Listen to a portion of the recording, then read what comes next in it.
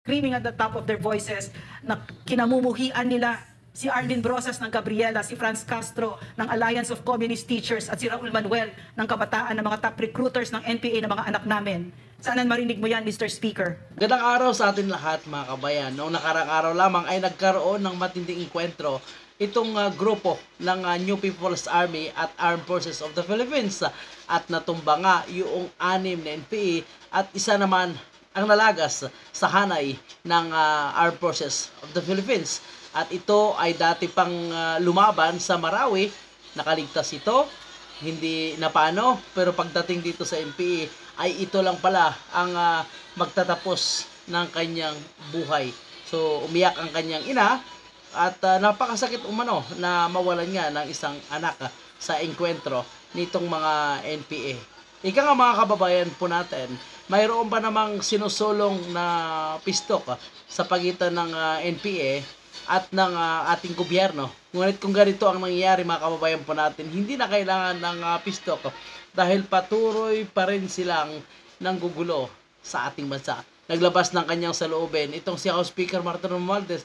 Ngunit para sa ilang kababayan po natin, ito ay kaplastikan umano at dapat ay magpasa siya ng resolusyon na kinukundina ng House of Representatives ang mga pangyayaring ito. At hinahamon ngayon ni Dr. Loren Badoy itong si House Speaker Martin Romualdez na kung talagang concern siya ay dapat kausapin umano itong mga miyembro dyan o yung mga kongresista na may hawak nitong makabayan, itong mga party list na sinasabi nila na kaalyado umano nitong makakaliwang grupo. Pagpasa ng resolusyon at sila mismo ang magkondina at manawagan sa umano'y pinoproteksyonan nila na dapat itigil na itong armed struggle kung gusto talaga nila ang kapayapaan at idaan sa maayos na usapan kung gusto nila na magkaroon ng pagbabago sa ating gobyerno. Speaker, this loss is a profound reminder of the sacrifices our armed forces make to ensure our nation's security. Correct. That hasn't stopped. It has been going on for over half a century. And then he also said, this event underscores the ongoing challenges we face in achieving lasting peace and stability. Correct. We are actually achieving it already, Speaker. As we speak now, there are 0 guerrilla fronts. There are... Actually, mga kababayan po natin, humina na yan sila eh. Kaya hindi po pumapabor itong si Vice President Sara Duterte. Kasi ito na nga ang sinasabi natin eh. Na umano ay gusto nila magkaroon ng usapang pangkapayapaan, pero mag-aatake pa rin sila. Magpapalakas pa rin sila. Magre-recruit, mag-resupply ng kanilang mga armas at bala. So ito na nga ang nangyayari mga kababayan po natin. So bakit hindi na lang ipagpatuloy ang nasimula ng NTF-ELCAC, ang nasimula ni dating Pangulong Digong, dahil kaunti na lang sila gawin ng localized pistok.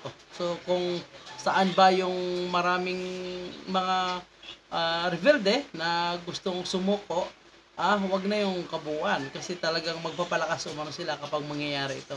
Lalo na pagka nagkaroon ng tigil putukan na nga.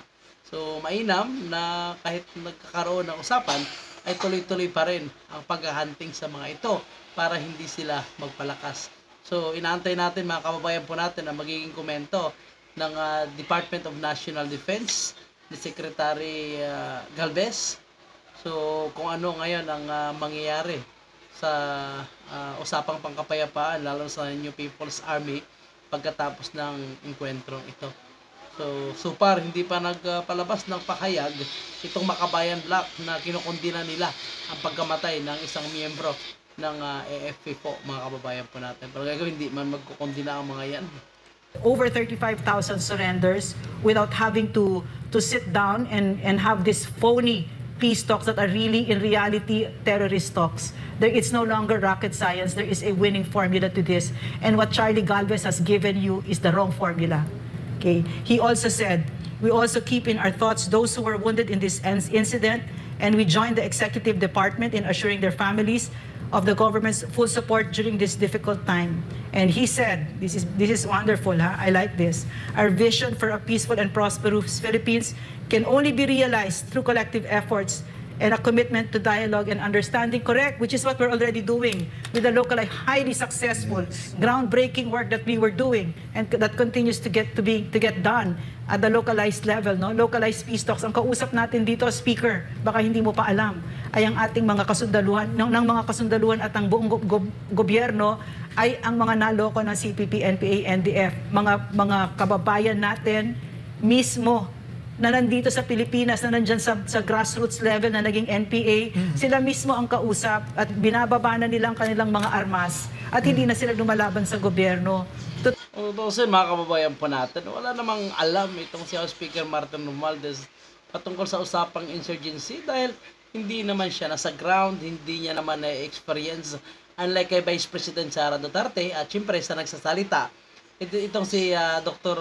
Loren Badoy at ang ilang sa kanyang kasamahan na gaya ni ka Eric na dati ng miyembro nitong mga rebelde na nagbalik loob. So sila yung mas nakakaalam kasi sila yung talaga yung nasa ground. Si Martin Romualdez ay kung ano lang ang pinifeed sa kanya na informasyon, yun lang ang kanyang pagbabasihan.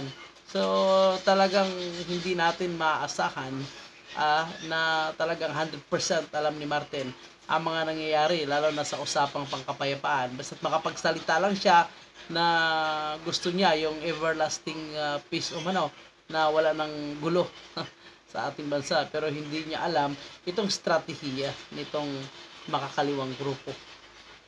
Totoo na yung kapayapaan, hindi na ito isang minimithi lamang, no? Totoo na siya. At bumubuti ang buhay dahil sa Farm to Market Roads, yung Barangay Development Program, na sana ay buhusan ninyo ng budget natin. No? At saka isa pa, Speaker, kung talagang seryoso kayo dito, tigilan nyo na yung pangkukunsyaba sa CPP, NPA, NDF party list, yung Makabayan Block, na tinanong ako noon sa congressional hearing. Sino ba yung sinasabi mo dito na party list? Ang CPP, NPA, NDF. At yan ay ang Kamatayan Block. Kabataan, na nandyan sa loob ngayon. Kabataan, Alliance of Communist Teachers at ang Gabriela. Yan po yung ginawa ninyo mga attack dogs na akala ninyo may panalo kayo pag kayo ay nakipagkunsyabahan, pero tapos na yung araw na yon. Any association that you have with the CPP, NPA, NDF party list is a kiss of death on your political ambitions.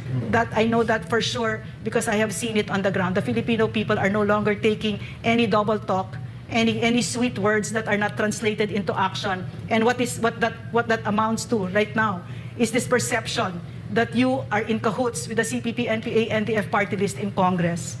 Okay. File a resolution, Mr. Speaker. Yes. I still stand with you on what I think is our shared ground of love for country, and I hope that you can prove that your words are true. If you can couple that with action, starting with a resolution that you will file in the House condemning the CPP, NPA, NDF, and hopefully the Ethics Committee of Congress will censure the CPP, NPA, NDF party list in it, of which the Filipino people, if you have not heard, and I don't know how you could not have heard it because they are speaking loudly and clearly and screaming at the top of their voices na kinamumuhian nila si Arlene Brosas ng Gabriela, si Franz Castro ng Alliance of Communist Teachers at si Raul Manuel ng Kabataan ng mga top recruiters ng NPA ng mga anak namin.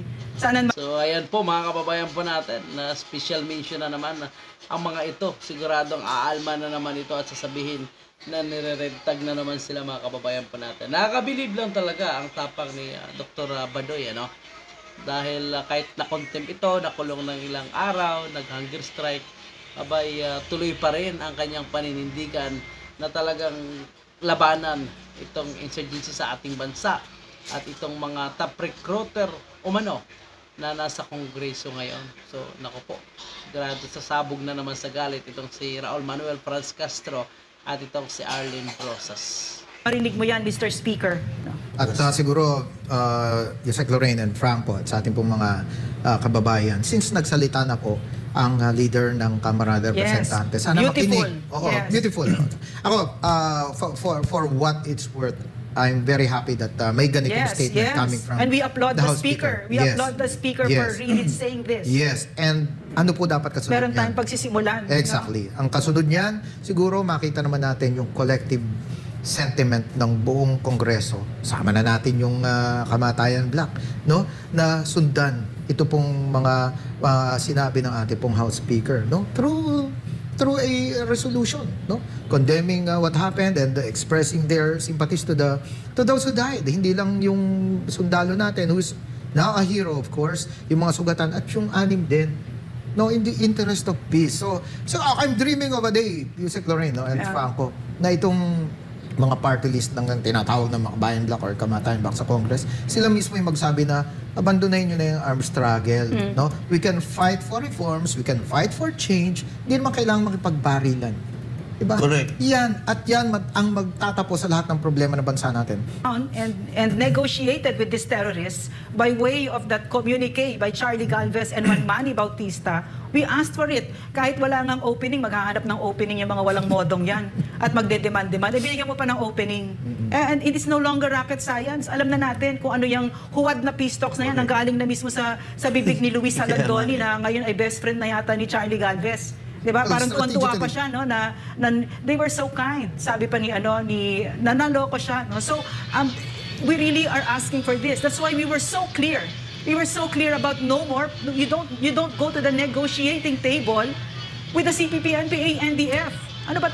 So yan nga po, mga kababayan po natin, tama itong sinasabi ni Dr. Badoy at kagaya ng sinasabi ni Vice President Sara Duterte ng ginagawang pakikipag-usap, pakikipag-negotiate ng ating administrasyon, ng gobyerno dito sa mga kaliwa ay parang nakikipag-deal na umano sa demonyo ang ating gobyerno, which is inalmahan naman ni Franz Castro.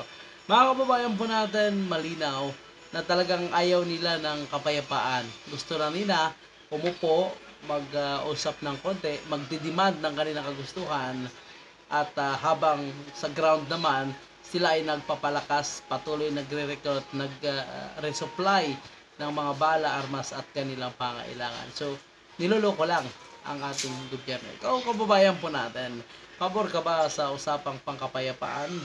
O mas gusto po natin na pulbusin na, ubusin na sila at ituloy ang nasimula ng NPF-LCAC, itong localized peace talk kung saan ang sentro ng insurgency sa ating bansa na parang ginawa din ni Vice President Sara Duterte sa Davao. Comment na para sa inyong sariling opinion sa loobin patungkol sa isyong ito. At yan po yung ating update. Maraming salamat.